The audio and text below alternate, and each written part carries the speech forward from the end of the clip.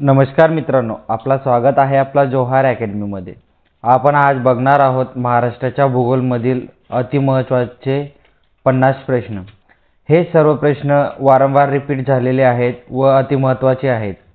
तर हे सर्व प्रश्न तोंडी पाठ असणे गरजेचे आहे मित्रांनो। तुम्ही जर महाराष्ट्राचे कोणत्याही परीक्षेची अभ्यास करत असतील तर हा व्हिडिओ पूर्ण बघायचा आहे।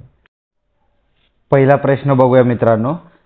महाराष्ट्राचा विचार केल्यास भारताच्या कोणत्या दिशेला महाराष्ट्र राज्य आहे? तर भारताच्या कोणत्या दिशेला महाराष्ट्र राज्य आहे मित्रांनो? तर तो आहे पश्चिम। पश्चिम दिशेला भारताच्या महाराष्ट्र राज्य आहे। प्रश्न दुसरा बघूया। खालीलपैकी कोणते शहर कुंडलिका नदीच्या काठावर वसलेले आहे? जालना हे शहर कुंडलिका नदीच्या काठावर वसलेले आहे मित्रांनो।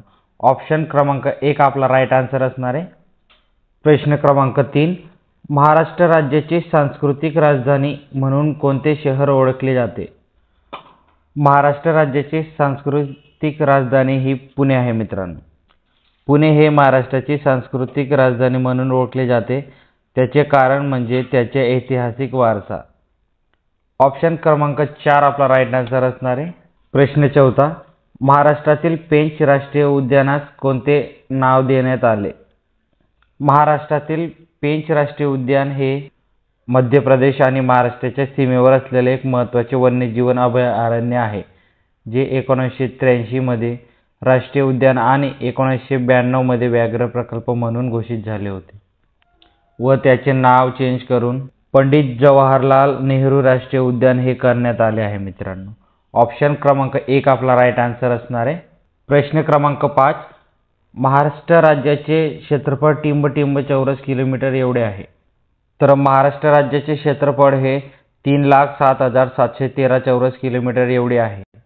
हे क्षेत्रफळानुसार भारतामधील 3ऱ्या क्रमांकाचे सर्वात मोठे राज्य आहे मित्रांनो। ऑप्शन क्रमांक 4 आपला राईट आन्सर असणार आहे मित्रांनो, नोट करून घ्यायचे। प्रश्न क्रमांक 6, नागपूर या प्रशासकीय विभागात एकूण किती तालुके आहेत? नागपूर या प्रशासकीय विभागात एकूण 64 तालुके आहेत मित्रांनो। ऑप्शन क्रमांक 1 आपला राईट आन्सर असणार आहे। प्रश्न क्रमांक 7 बघूया। 2011च्या जनगणनेनुसार महाराष्ट्रातील सर्वात कमी लोकसंख्या असलेला जिल्हा कोणता आहे? सिंधुदुर्ग। सिंधुदुर्ग हा जिल्हा 2011च्या जनगणनेनुसार महाराष्ट्रातील सर्वात कमी लोकसंख्या असलेला जिल्हा आहे मित्रांनो। या जिल्ह्याची स्थापना 1 मे 1981 रोजी झाली होती मित्रांनो, ज्याचे आधीचे नाव दक्षिण रत्नागिरी जिल्हा होते। प्रश्न क्रमांक 8 बघूया। महाराष्ट्र राज्याची लोकसंख्येची घनता 2011च्या जनगणनेनुसार किती आहे? महाराष्ट्र राज्याची लोकसंख्या घनता 2011च्या जनगणनेनुसार 365 एवढी आहे मित्रांनो। ऑप्शन क्रमांक 3 आपला राईट आन्सर असणार आहे। प्रश्न क्रमांक 9 बघूया। महाराष्ट्रातील पहिले मानवनिर्मित अभयारण्य कोणते आहे? महाराष्ट्रातील पहिले मानवनिर्मित अभयारण्य हे सागरेश्वर अभयारण्य आहे मित्रांनो। सागरेश्वर अभयारण्य हे सांगली जिल्ह्यातील वाळवा तालुक्यात आहे, जे महाराष्ट्रातील एक मानवनिर्मित जंगल आहे मित्रांनो। 1985 मध्ये याला अभयारण्याचा दर्जा मिळाला आणि हे सागरोबा डोंगरावर वसलेले आहे। प्रश्न क्रमांक 10 बघूया। महाराष्ट्रात टिंब हे पक्षी अभयारण्य आहे। तर महाराष्ट्रात आपले किती अभयारण्य आहेत मित्रांनो? आपल्या महाराष्ट्रात एकूण 52 अभयारण्य आहेत मित्रांनो व या प्रश्नाचा आन्सर आहे वरील सर्व। कर्नाळा हे महाराष्ट्रातील एक महत्त्वपूर्ण अभयारण्य आहे। तसेच माळढोक सुद्धा महाराष्ट्रातील एक अभयारण्य आहे व जायकवाडी अभयारण्य किंवा धरण हे महत्त्वपूर्ण महाराष्ट्राचे एक अभयारण्य आहे मित्रांनो। ऑप्शन क्रमांक 4 आपला राईट आन्सर असणार आहे। प्रश्न क्रमांक 11 बघूया। महाराष्ट्र राज्यातील सर्वोच्च शिखर कोणते आहे? महाराष्ट्र राज्यातील सर्वोच्च किंवा सर्वात उंच शिखर हे कळसुबाई शिखर आहे मित्रांनो, ज्याची उंची 1646 मीटर आहे। तर ऑप्शन क्रमांक 4 आपला राईट आन्सर असणार आहे। प्रश्न क्रमांक 12 बघूया। NDA नॅशनल डिफेन्स अकॅडमी राज्यात टिंबटिंब या ठिकाणी स्थित आहे? तर NDAची अकॅडमी ही पुणे येथे आहे मित्रांनो. तसेच NDAचा full form national defence academy असा होतो मित्रांनो. तर नोट करून घ्यायचे. ऑप्शन क्रमांक 4 आपला राईट आन्सर असणार आहे. प्रश्न क्रमांक 13, महाराष्ट्रात 1 जुलै 1998 रोजी कोणत्या जिल्ह्याची निर्मिती झाली आहे? तर आपल्या महाराष्ट्र राज्यात 1 जुलै 1998 रोजी नंदुरबार व वाशिम या जिल्ह्यांची निर्मिती झाली होती मित्रांनो. ऑप्शन क्रमांक 3 आपला राईट आन्सर असणार आहे. प्रश्न क्रमांक 14, छत्रपती संभाजीनगर विभागामध्ये क्षेत्रफळाच्या दृष्टीने सर्वात मोठा जिल्हा कोणता आहे? तर छत्रपती संभाजीनगर म्हणजे औरंगाबाद, ज्याचे नाव चेंज करून छत्रपती संभाजीनगर हे करण्यात आले आहे. त्याच्यामध्ये क्षेत्रफळाच्या दृष्टीने सर्वात मोठा जिल्हा हा बीड आहे मित्रांनो. ऑप्शन क्रमांक 2 आपला राईट आन्सर असणार आहे. प्रश्न क्रमांक 15, खालीलपैकी कोंबडीची जात ओळखा. तर कोंबडीची जात विचारली आहे मित्रांनो आपल्याला.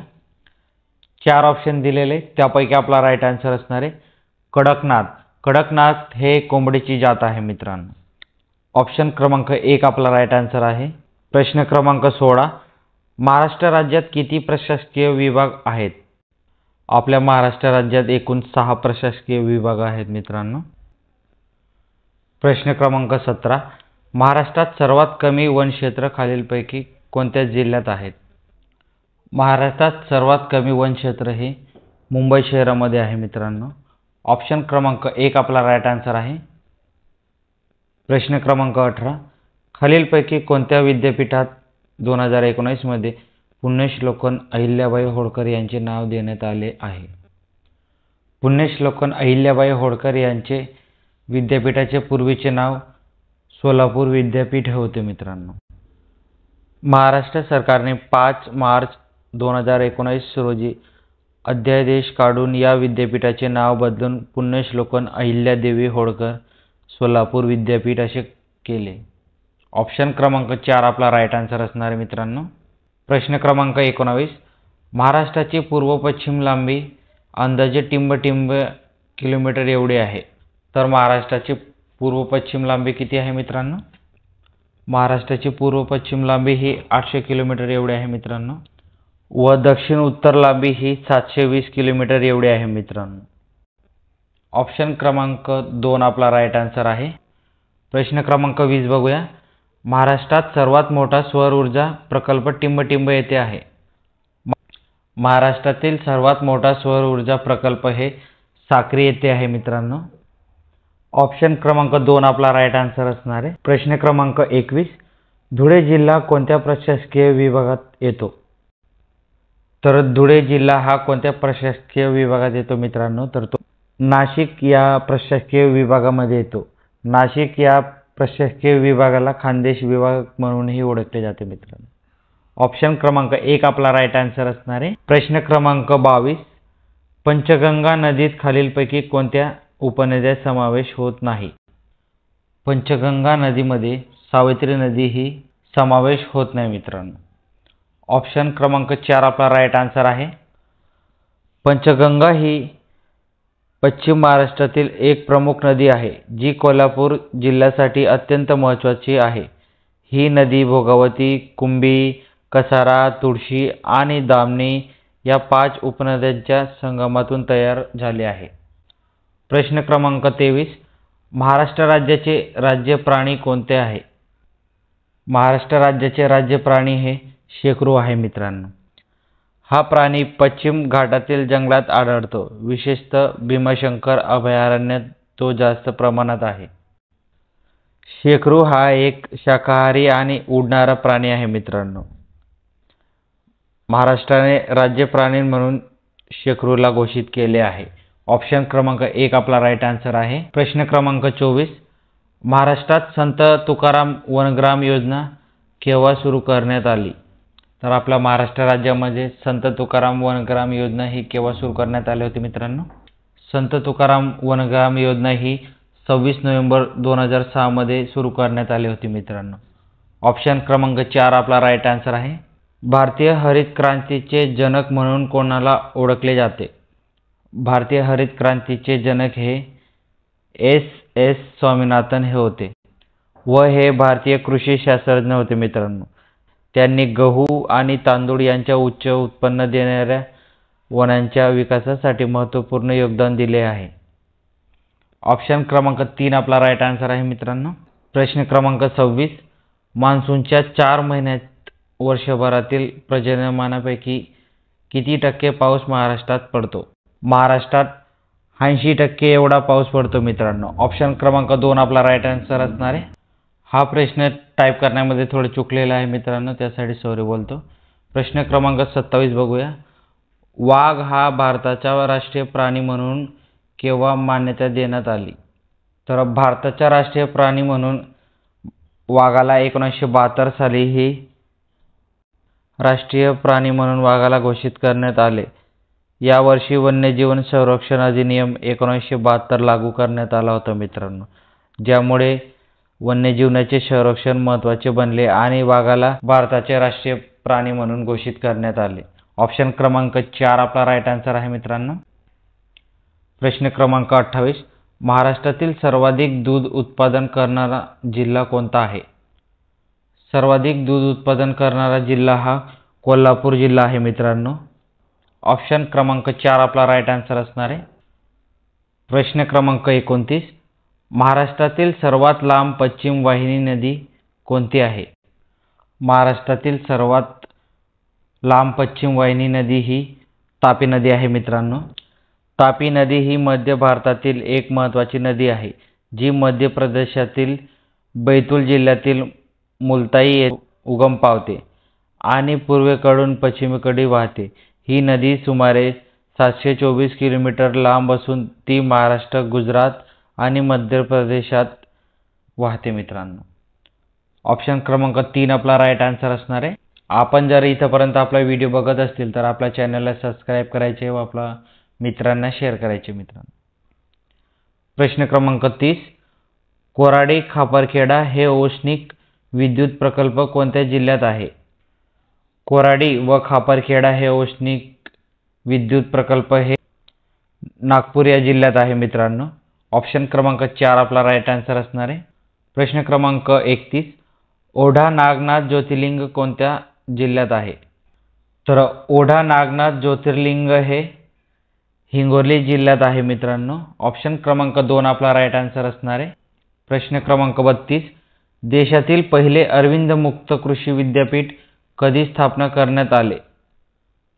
तर 2013 मध्ये देशातील पहिले अरविंद मुक्त विद्यापीठ स्थापन करण्यात आले होते मित्रांनो। तर ऑप्शन क्रमांक 3 आपला राईट आन्सर असणार आहे। प्रश्न क्रमांक 33, कोकण किनाऱ्याच्या सखल प्रदेशाकडून सह्याद्रीकडे पाहिल्यास टिंबटिंब दिसतो। कोकण किनाऱ्याच्या सखल प्रदेशाकडून सह्याद्रीकडे पाहिल्यास डोंगर रांगासारखा दिसतो मित्रांनो। ऑप्शन क्रमांक 1 आपला राईट आन्सर असणार आहे। प्रश्न क्रमांक 34, उत्तरेस सातपुडा पर्वत व दक्षिणेस सातमाळा अजिंठा डोंगर रांगांनी टिंबटिंब खोरे मर्यादित झाले आहे। तर कोणते खोरे मर्यादित झाले आहे मित्रांनो? तर ते आहे तापी पूर्णा खोरे हे मर्यादित झाले आहे। ऑप्शन क्रमांक 3 आपला राईट आन्सर असणार आहे। प्रश्न क्रमांक 35, महाराष्ट्रातील सर्वात जास्त समुद्र किनारा कोणत्या जिल्ह्याला लाभलेला आहे? महाराष्ट्रातील सर्वात जास्त समुद्र किनारा हा रत्नागिरी जिल्ह्याला लागलेला आहे मित्रांनो। हा महाराष्ट्राच्या कोकण किनारपट्टीवरून एक महत्त्वाचा भाग आहे। रत्नागिरी जिल्ह्याला अरबी समुद्र लागून असलेला 167 किलोमीटरचा किनारा आहे। येथे अनेक सुंदर किनारे आहेत, जसे की काळ्या वाळूचा किनारा असलेले मांडवी बंदर आणि पांढऱ्या वाळूचा मिरकवाडा किनारा। हा भाग पर्यटनासाठी प्रसिद्ध आहे मित्रांनो। तर ऑप्शन क्रमांक 2 आपला राईट आन्सर असणार आहे। सोबत नोट करत चालायचे मित्रांनो, महत्त्वाचे प्रश्न आहेत, हे सर्व प्रकारच्या परीक्षांमध्ये विचारले जातात। प्रश्न क्रमांक 36 बघूया। जया, रत्ना, फुले, समृद्धी व इंद्रायणी या कोणत्या पिकाच्या प्रसिद्ध जाती आहेत? तर जया, रत्ना, फुले, समृद्धी व इंद्रायणी ह्या तांदळाच्या जाती आहेत मित्रांनो। हे तांदूळामध्ये सर्वात महत्त्वाच्या जाती आहेत मित्रांनो, जे सर्वात प्रसिद्ध आहे. ऑप्शन क्रमांक 1 आपला राईट आन्सर असणार आहे. प्रश्न क्रमांक 37, महाराष्ट्रात नारळ संशोधन केंद्र कोणत्या ठिकाणी आहे? महाराष्ट्रामध्ये नारळ संशोधन केंद्र हे रत्नागिरी जिल्ह्यातील भाट्ये येथे आहे मित्रांनो. ऑप्शन क्रमांक 4 आपला राईट आन्सर असणार आहे. प्रश्न क्रमांक 38, खालीलपैकी कोणत्या राज्यास मध्य प्रदेश जिल्ह्याची सीमा लागते? तर खालीलपैकी कोणत्या राज्यास मध्य प्रदेशाची सीमा लागते मित्रांनो? तर ती आहे गोंदिया. गोंदिया जिल्ह्याला लागून महाराष्ट्र राज्याची ही व मध्य प्रदेशची सीमा लागते मित्रांनो. ऑप्शन क्रमांक 2 आपला राईट आन्सर असणार आहे. प्रश्न क्रमांक 39, महाराष्ट्रात खालीलपैकी कोणत्या विभागात सर्वाधिक वने आहेत? महाराष्ट्रात नागपूर या विभागात सर्वाधिक वने आहेत मित्रांनो. नागपूर हे महाराष्ट्राची उपराजधानी असून विदर्भ विभागातील सर्वात मोठे शहर आहे. नागपूर जिल्ह्याचे आणि विभागाचे प्रशासकीय मुख्यालय असलेले या शहराचे नाव नाग नदीमुळे पडले आहे. तर ऑप्शन क्रमांक 4 आपला राईट आन्सर असणार आहे मित्रांनो, नोट करून घ्यायचे. प्रश्न क्रमांक 40, चांगदेव, सुपनदेव, उपनदेव, नाझरदेव हे गरम पाण्याचे झरे कोणत्या जिल्ह्यात आहेत? तर चांगदेव, सुपनदेव, उपनदेव, नाझर गरम पाण्याचे झरे हे जळगाव जिल्ह्यात आहेत मित्रांनो. ऑप्शन क्रमांक 1 आपला राईट आन्सर असणार आहे. प्रश्न क्रमांक 41, महाराष्ट्रात खालीलपैकी कोणत्या प्रदेशात सर्वाधिक प्रमाणात जैवविविधता आढळते? महाराष्ट्रातील पश्चिम घाटात या प्रदेशात सर्वाधिक प्रमाणात जैवविविधता आढळते मित्रांनो. ऑप्शन क्रमांक 2 आपला राईट आन्सर असणार आहे. प्रश्न क्रमांक 42, खालीलपैकी कोणत्या नदीचा उगम महाबळेश्वर या ठिकाणी होतो? तर खालीलपैकी कोणत्या नदीचा उगम हा महाबळेश्वर या ठिकाणी होतो मित्रांनो? तर त्याचे आन्सर असणार आहे वरील सर्व, म्हणजेच कृष्णा नदी, कोयना नदी व सावित्री नदी हे सर्व नद्या महाबळेश्वरहून उगम पावतात मित्रांनो. तसेच कोयना आणि गायत्री या 5 नद्यांचे उगमस्थान महाबळेश्वर हे आहे मित्रांनो. या नद्यांचा उगम जुन्या महाबळेश्वरातील पंचगंगा मंदिरातून होतो मित्रांनो. प्रश्न क्रमांक 43, खालीलपैकी कोणत्या रांगेमुळे भीमा व कृष्णा नद्यांची खोरी वेगळी झाली आहेत? तर शंभू महादेव रांगेमुळे भीमा व कृष्णा या नद्यांची खोरी वेगवेगळी झाली आहेत मित्रांनो. तर ऑप्शन क्रमांक 2 आपला राईट आन्सर असणार आहे. नोट करून घ्यायचे मित्रांनो, महत्त्वाचे प्रश्न आहेत. प्रश्न क्रमांक 44, राष्ट्रीय महिला शेतकरी दिन कधी साजरा करण्यात येतो? किंवा राष्ट्रीय महिला शेतकरी दिवस हा कधी साजरा केला जातो मित्रांनो? तर 15 ऑक्टोबर रोजी राष्ट्रीय महिला शेतकरी दिन हा साजरा करण्यात येतो मित्रांनो. ऑप्शन क्रमांक 2 आपला राईट आन्सर असणार आहे. प्रश्न क्रमांक 45, क्षेत्रफळाच्या दृष्टीने महाराष्ट्रातील सर्वात लहान प्रशासकीय विभाग कोणता आहे? कोकण हा क्षेत्रफळाच्या दृष्टीने महाराष्ट्रातील सर्वात लहान प्रशासकीय विभाग आहे मित्रांनो. ऑप्शन क्रमांक 1 आपला राईट आन्सर असणार आहे. प्रश्न क्रमांक 46, गाळाच्या मृदेचे प्रमाण खालीलपैकी कोणत्या खोऱ्यात सर्वात जास्त आहे? गाळाच्या मृदेचे प्रमाण तापी नदीच्या खोऱ्यात सर्वात जास्त आहे मित्रांनो. ऑप्शन क्रमांक 4 आपला राईट आन्सर असणार आहे. प्रश्न क्रमांक 47, महाराष्ट्राची जीवनरेखा म्हणून खालीलपैकी कोणत्या नदीस ओळखले जाते? महाराष्ट्राची जीवनरेखा म्हणून कोयना नदीला ओळखले जाते मित्रांनो. ऑप्शन क्रमांक 3 आपला राईट आन्सर असणार आहे. प्रश्न क्रमांक 48, महाराष्ट्र पठाराने महाराष्ट्राचा किती टक्के भाग व्यापून घेतला आहे? महाराष्ट्र पठाराने महाराष्ट्राचा 90% भाग व्यापून घेतला आहे मित्रांनो. तर ऑप्शन क्रमांक 4 आपला राईट आन्सर असणार आहे. प्रश्न क्रमांक 49, फर्दापूरची लेणी किंवा रुद्रेश्वर लेणी असे नावे कोणत्या लेणीचे आहेत? तर फर्दापूरची लेणी आणि रुद्रेश्वर लेणी हे अजिंठा लेणीचे नाव आहे मित्रांनो. ऑप्शन क्रमांक 4 आपला राईट आन्सर असणार आहे. प्रश्न क्रमांक 50, अतिपर्जन्यमानाच्या प्रदेशात खालीलपैकी कोणती मृदा आढळते? अतिपर्जन्यमानाच्या प्रदेशात खालीलपैकी कोणती मृदा आढळते मित्रांनो? ती आहे जांभी मृदा. ऑप्शन क्रमांक 4 आपला राईट आन्सर असणार आहे. हे सर्व प्रश्न अतिमहत्त्वाचे आहेत मित्रांनो. हे सर्व प्रकारच्या सरळ सेवेमध्ये विचारले जातात. जास्तीत जास्त हे वनरक्षकच्या भरतीमध्ये विचारले गेले आहेत वर हे वारंवार रिपीट झालेले प्रश्न आहेत मित्रांनो. तसेच आपल्या चॅनलला सबस्क्राईब करायचे मित्रांनो. व्हिडिओ आवडल्यास आपल्या मित्रांना शेअर करायचे. भेटूया पुढच्या व्हिडिओमध्ये. धन्यवाद. जोहार.